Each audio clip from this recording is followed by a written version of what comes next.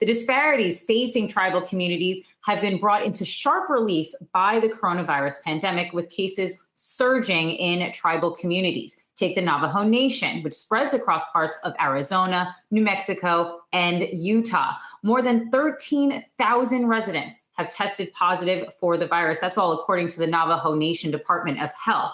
A 3-week shutdown began there on Monday. Here to talk to us about this crisis and more is President of the Navajo Nation, Jonathan Nez. Jonathan, thank you so much for joining us. We've been seeing alarming statistics of how badly the pandemic is impacting the Navajo Nation. You called it the invisible monster.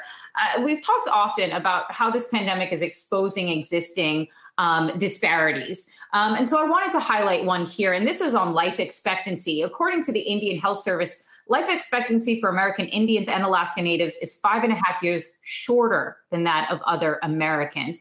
How are you seeing these disparities impacting your community as we see these surges, these coronavirus cases spiking around the country?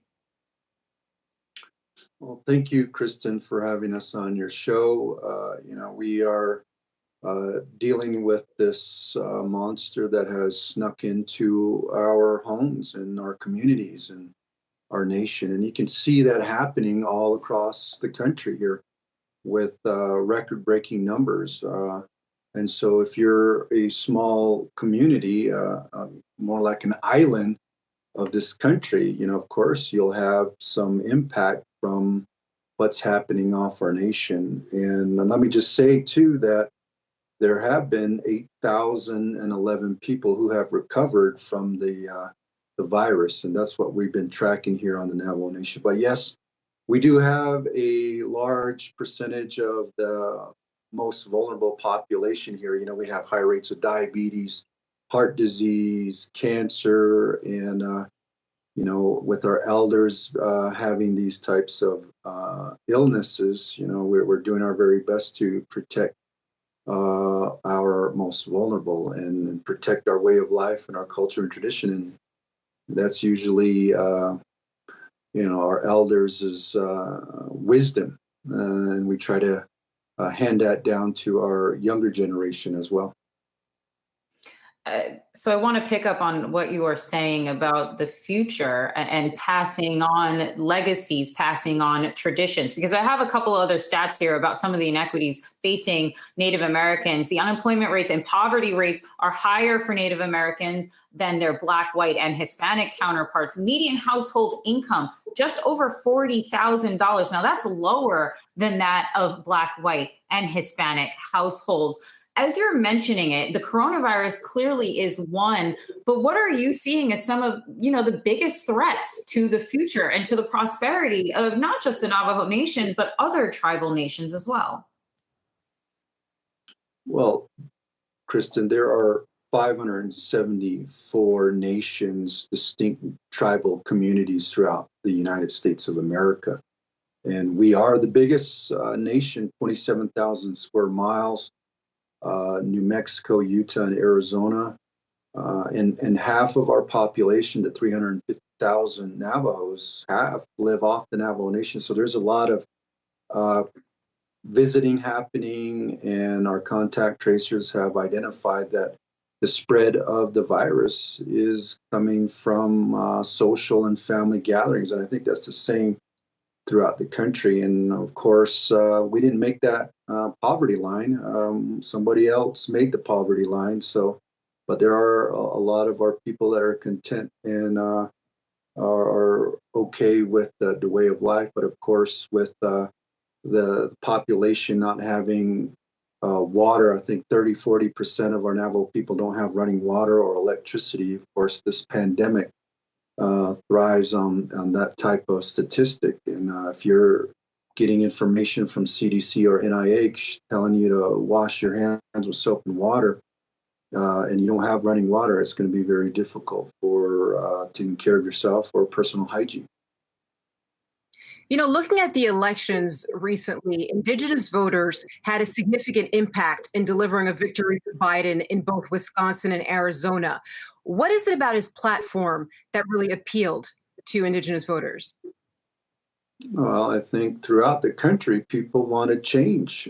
People wanted to move away from this divisive rhetoric and this type of encouragement of discrimination, and to really move forward in healing. I mean, we pride ourselves in this country for being the melting pot, but yet the first citizen of this land, of this country, has always been pushed aside since we got into these agreements with the federal government. And from then on, it's just been broken promises. But we did get a glimpse of the partnership, and a really good partnership that we've had with President-elect Biden when he was the vice president. When Obama and Biden administration was there, we were able to go to the White House, and the door was open about how we could collaborate and fulfill these commitments that were made. I think Native Americans have always fulfilled our promises that were made by these treaties. And if you know, the per capita Native Americans of any ethnic group throughout this country have served the armed forces. And there are some great stories of our people, such as the Navajo Code Talkers. And so I just want to also remind everybody the 574 tribes throughout the country have contributed greatly to the freedoms of this country, and probably democracy all over the world.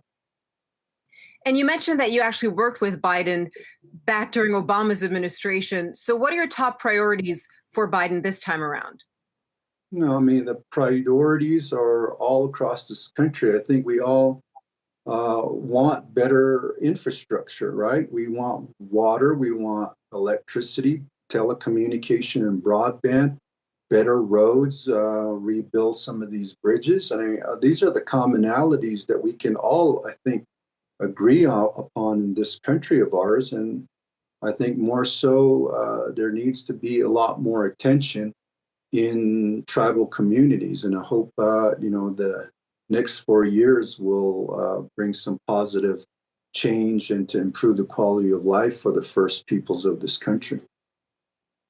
Jonathan, you just mentioned and you were highlighting all of the contributions that Native Americans have made to this country, and yet representation in Congress is still lacking. Although we have had a record number of Native Americans elected to Congress this year in the 2020 elections. But there is a treaty, not with the Cherokee Nation, essentially that they should have a delegate inside of Congress. I'm wondering if you think that the Navajo Nation, the Cherokee Nation, perhaps some other larger tribal communities should have direct representation in Congress with a delegate.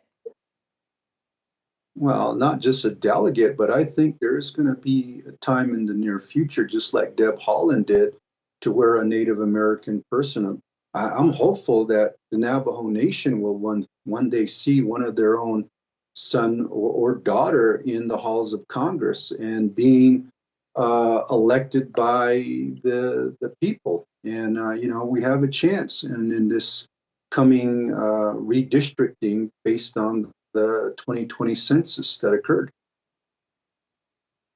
I want to ask you about something that we talk a lot about with the Black community, which is reparations. And it has a small amount of reparations was paid out to Native Americans, although it was paternalistic in its rollout, and the number was incredibly low. This is something that we have been discussing quite a bit, not just on this show, but we've heard Democratic presidential candidates talking about this. I'm wondering if you think that more needs to be done in terms of addressing the really cruel history that Native Americans have had to face inside of this country, and if that addressing those issues needs to come with some financial compensation. Well, I think just look at what happened with the reporting during the election with the exit polling with CNN calling other ethnic groups and nationalities in this country something else.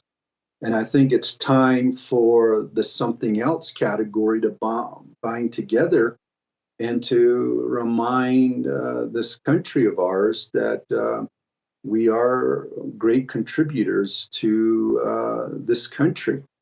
And I think, we just want, of course, our share of resources. And look at what happened during the CARES Act funding that was supposed to be approved or supposed to go out in relief funds to the people of this country. And the rest of the states, counties, and municipalities were able to utilize those CARES Act funds immediately, but 574 tribes had to wait months, and we even had to,